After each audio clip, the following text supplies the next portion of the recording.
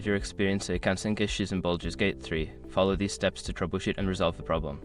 This guide will help you get back to your game smoothly. Step 1. Check server status.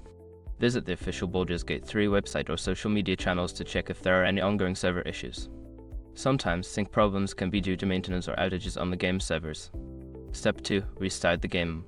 Close Baldur's Gate 3 completely and restart it. This can help refresh the connection to the servers and may resolve temporary sync issues. Step 3. Verify game files. If you're using a platform like Steam or GOG, use the built-in feature to verify the integrity of the game files.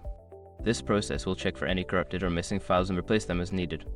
Step 4. Check account settings. Log into your account on the platform you are using, Steam, GOG, etc., and ensure that your account settings are correct. Make sure that your account is linked properly and that there are no restrictions or issues. Step 5. Contact support.